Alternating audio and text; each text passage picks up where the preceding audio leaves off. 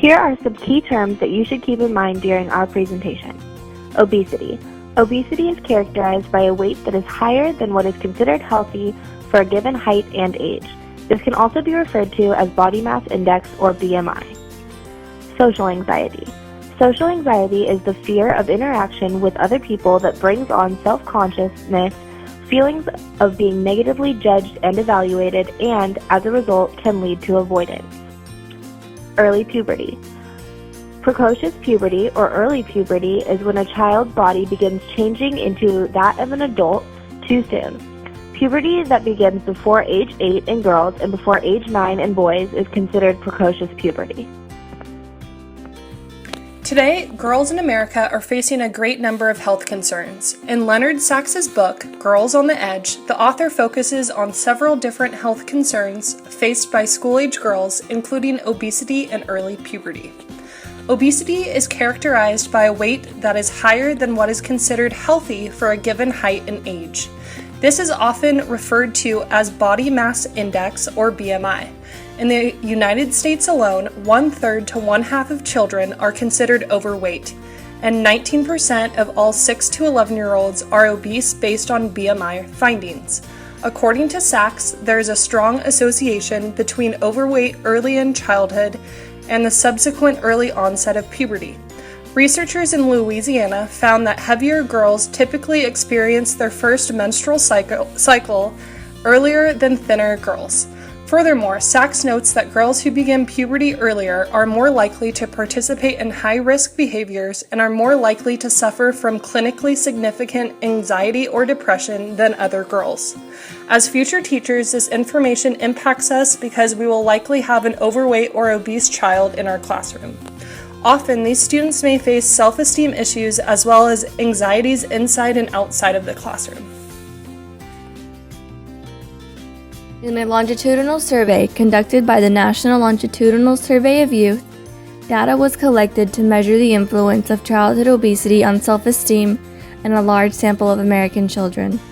A population of 1,520 children ages 9 to 10 in the years 1992 through 1994 born to mothers who participated in this survey were studied. The children's self-esteem was measured using the Self-Perception Profile for Children. The results from the first SPPC given to each child found there were no significant differences in the global and scholastic self-esteem scores of the obese and non-obese 9 and 10-year-olds, or among gender and race. After 4 years, when the children were now 13 and 14 years old, the SPPC was given to each child again. The NLSY found that childhood obesity was associated with a decreased self-esteem throughout the population. In particular, obese Hispanic and obese white 13 and 14-year-old girls showed a decreased global self-esteem when compared to their non-obese counterparts.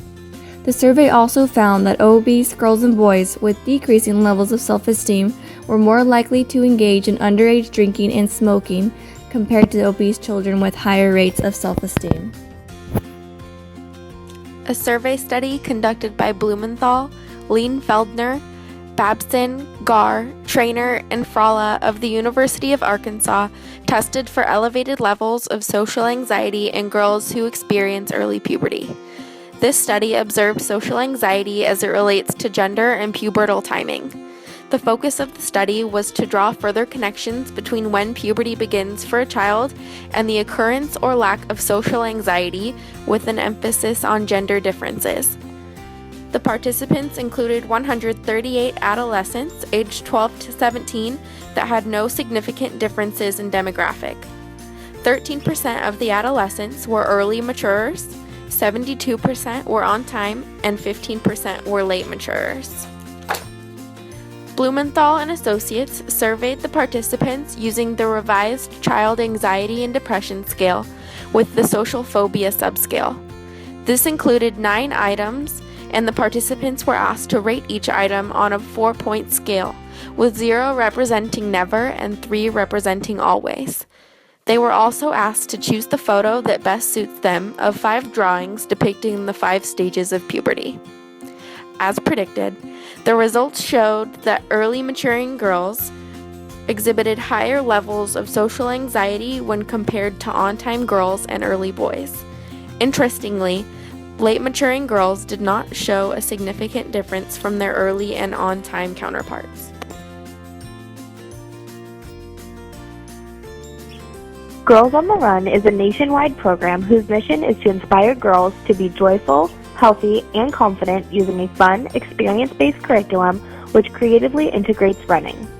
It is comprised of 2 programs, a 3rd through 5th grade program and a 6th through 8th grade program.